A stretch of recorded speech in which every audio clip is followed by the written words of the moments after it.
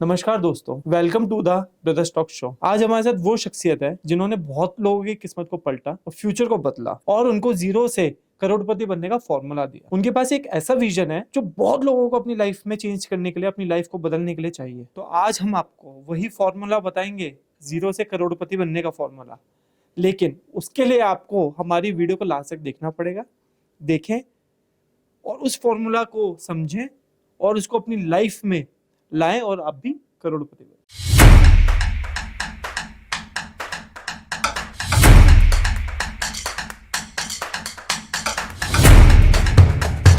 देव भाई, आपने बहुत लोगों को करोड़पति बना दिया, उनको आपने फॉर्मूला दे दिया करोड़पति बनने का। वो चीज आप मुझे बताना बाद में।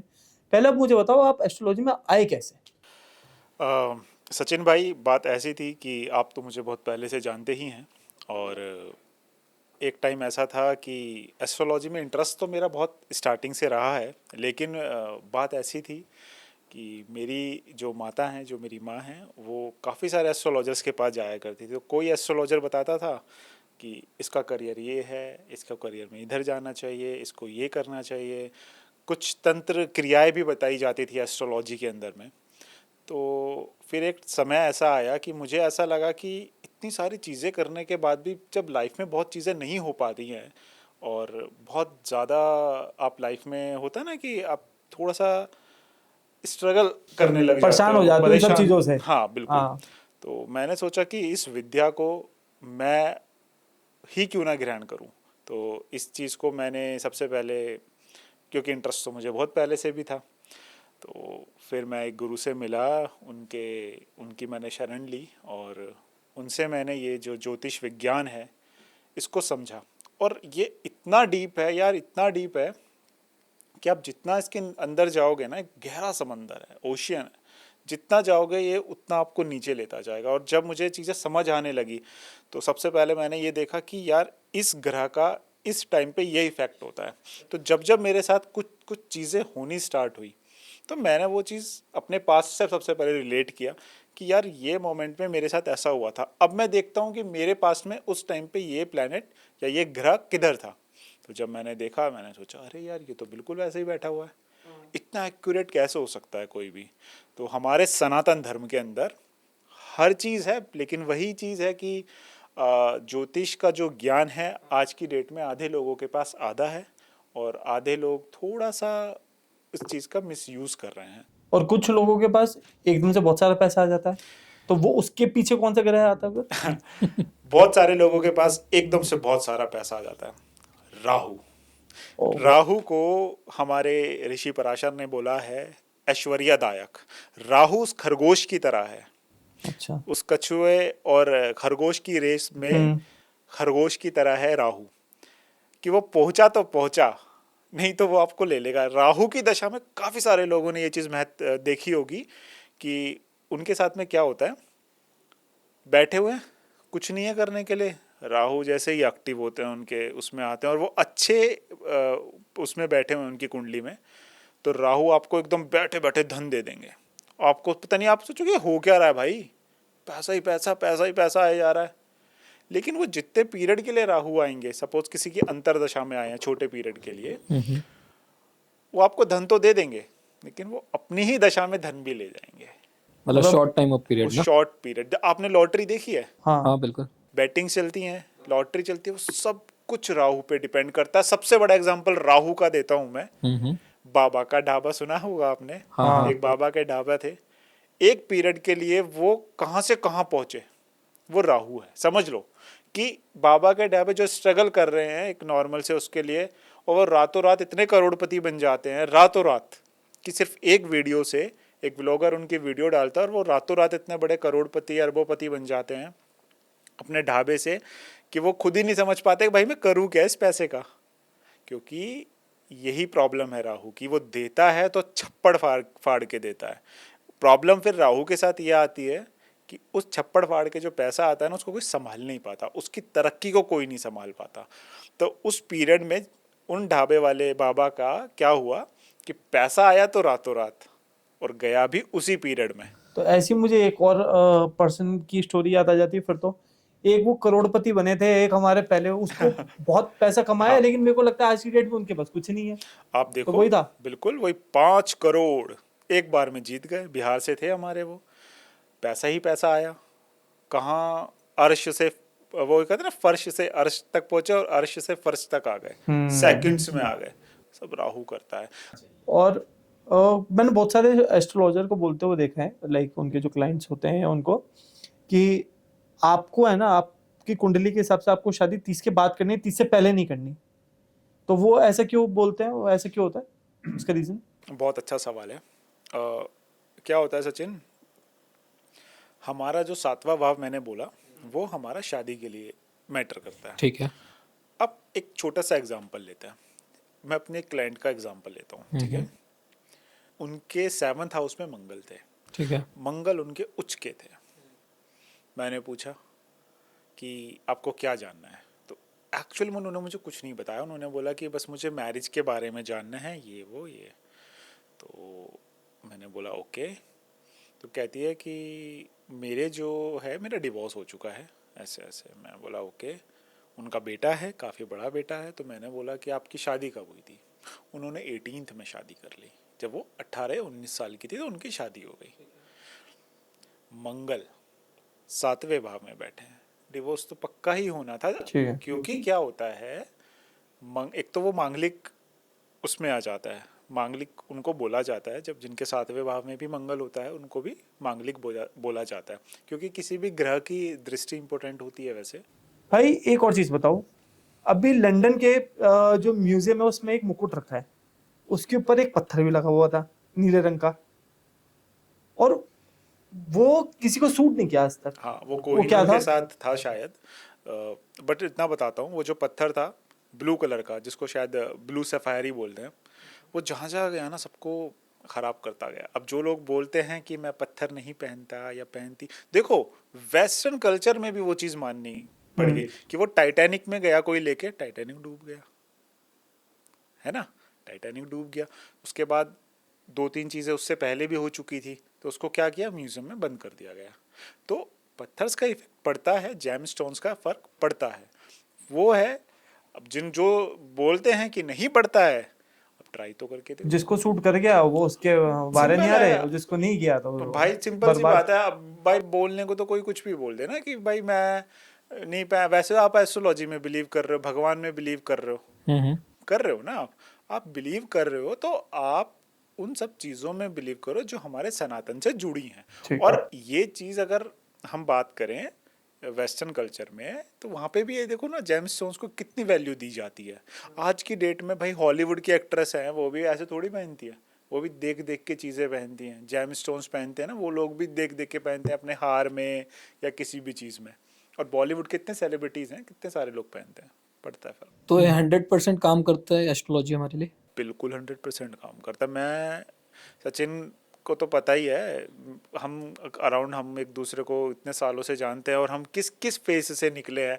हम खुद एस्ट्रोलॉजर्स के जाया करते थे पहले, ये और मैं साथ में जाया करते थे कि, है ना भाई, कितना हम घूमे हैं किसी बाबाओं के चक्कर में हम लोगों ने कितने कितने पैसे। तो आपको उसमें यार, कितना रिजल्ट मिला आपको? आप अब अगर वैसे देखें तो यार हमें आज की अच्छे लोग मिले नहीं ना, हमें अच्छे लोग मिले ही क्योंकि नहीं। क्योंकि तो अभी तो ये सब में आया ना मैं। उससे तो ट्रस्ट खराब होता है ना फिर। अब जैसे मैं किसी के पास Exactly. जाऊंगा, अगर वो मेरे को गलत इन्फॉर्मेशन देगा, तो मेरा तो ट्रस्ट एस्ट्रोलॉजी पे बिलीव खराब गया मेरा। जब ट्रस्ट खराब हुआ तभी मैं इन सब चीज़ों में, देखो मेरा इंटरेस्ट। यार मैं अभी है ना, अभी जब मैं निकल रहा था घर से, तो मेरी गाड़ी के आगे से बिल्ली रास्ता काट दी। हाँ बहुत सारे लोगों के रास्ते से बिल्ली रास्ता काट देती है, तो फिर घबराना चाहिए इस चीज से। भाई बिल्ली नॉर्मल रास्ता पार कर रही है, बिल्ली तो खराब हो गया तो कुछ? अब मैं कोई खराब नहीं होता है।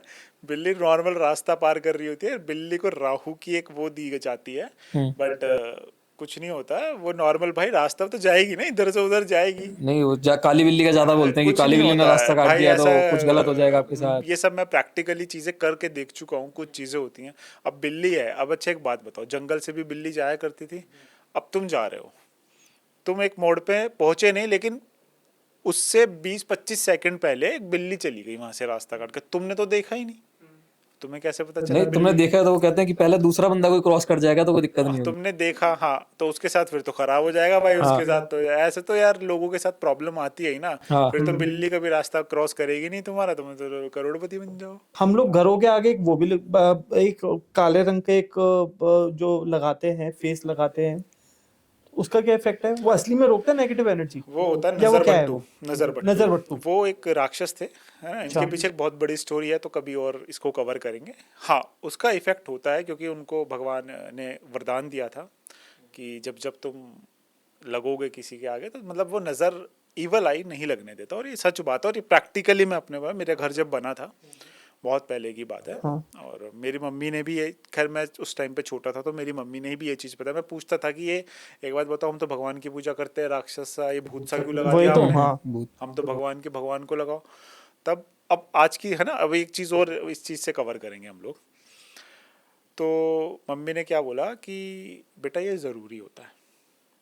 जब हमने ये लगाया नहीं था ना, हम भी ये मानते थे ये सब बेकार है ये वो, हमारे घर पे ना पूरा ऐसे तरेड़ आ गई थी, क्योंकि उस टाइम पे हमने बहुत अच्छा घर बनाया था। जब पापा ने बहुत साल पहले बनाया था, बहुत अच्छा घर बनाया था, उस एरिया का सबसे अच्छा घर था हम लोगों का।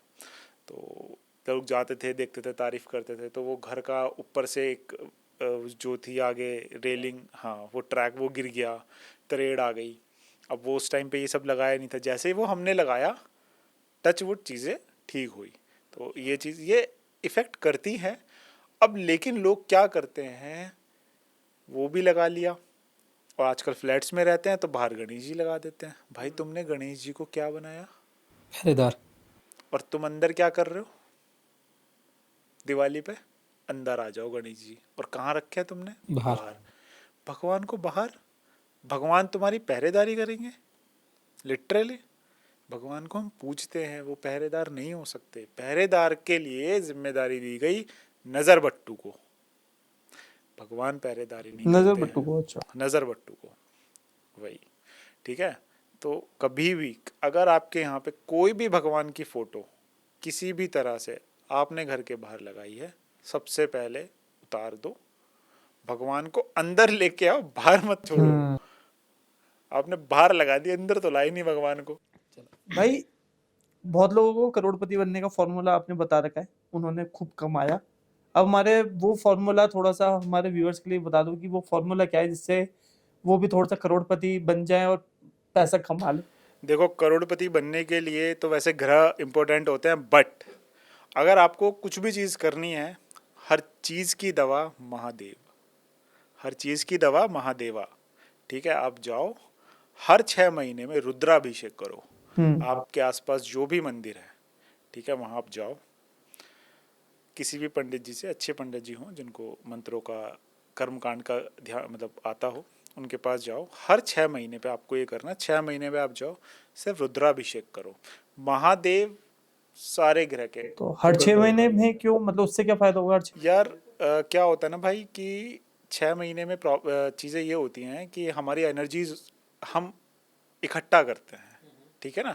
तो जैसे कि हम फ़ोन को रिचार्ज करते हैं, अब डेटा ख़त्म हो जाता है, रिचार्ज करते हैं, तो बस आप रिचार्ज कर रहे हो भगवान के प्रति। अब पूजा आप डेली करते हो ना, ऐसा तो नहीं मैंने एक दिन कर लिया पूरी ज़िंदगी मुझे फल मिलेगा। आपको कोई चीज़ एक्टिव करनी है, आप रुद्राभिषेक करो, और साल में एक बार महाकालेश्वर ज़रूर जाओ, है ना। वहाँ मंगलनाथ जाओ, क्योंकि मंगल ही आपका मंगल करेंगे। और एक चीज़ और मैं ऐड करूँगा इसके अंदर में, आपको रुद्राभिषेक के साथ साथ में जब भी आप किसी मंदिर में जाओ, बिना फ़ोन के जाओ, और हफ्ते में एक बार किसी भी मंदिर के अंदर जाके, अगर आपके पास टाइम नहीं है, अगर टाइम है तो डेली भी कर सकते हो, वरना आप हफ्ते में एक बार ज़रूर करो। आप जाओ, आसपास आपके जो भी मंदिर है, बड़ा मंदिर है तो अच्छी बात है, वहाँ जाओ, 45 मिनट्स, 30 मिनट से 45 मिनट्स इस मंदिर में सिर्फ बैठना है आपको। आंखें बंद करनी है और सिर्फ बैठे रहना है। मन के अंदर आप साम सदाशिव बोल सकते हो, मंत्र नहीं बोलने चाहिए जब तक आपको किसी गुरु, हाँ, मंत्रों का ये प्रॉब्लम ये होता है, कई लोग होते हैं ना कि जाके ओम नमः शिवाय या काफ़ी सारे मंत्र आजकल एस्ट्रोलॉजर्स बता देते हैं, लेकिन मंत्रों के नेगेटिव इफेक्ट्स भी कई बार पड़ जाते हैं क्योंकि हम उच्चारण सही नहीं कर पाते। तो एक पर्टिकुलर मंत्र कोई गुरु अगर आपको देता है, आप वो मंत्र अगर आपको किसी गुरु ने दिया हुआ है, आप उस मंत्र को जाके अपने मन में, कभी भी वो मंत्र को ना उच्चारण नहीं करना चाहिए, अपने मन में ही उच्चारण करना चाहिए, मुंह बंद करके। आपको जो टंग है उसको ऊपर ले जाओ, मुंह बंद करो और उच्चारण करो आँख बंद। तो किसी भी मंदिर में 30 मिनट से 45 मिनट्स आपको बैठना है, वहाँ की एनर्जीज ग्रैब करनी है हर हफ्ते या एवरी डे। आप रिजल्ट बता के देखना, आपको 43 डेज में ही रिजल्ट मिल जाएगा कि क्या हो रहा है। मजा आया काफी आज बातचीत करके, हाँ बहुत यार। लंबी बातचीत हो गई हमारी काफी। फॉर्मूला भी पता चल गया अब तो। अब करते हैं इसको, अपनाते हैं अपने ऊपर, देखते हैं। तो मजा आया, चलो।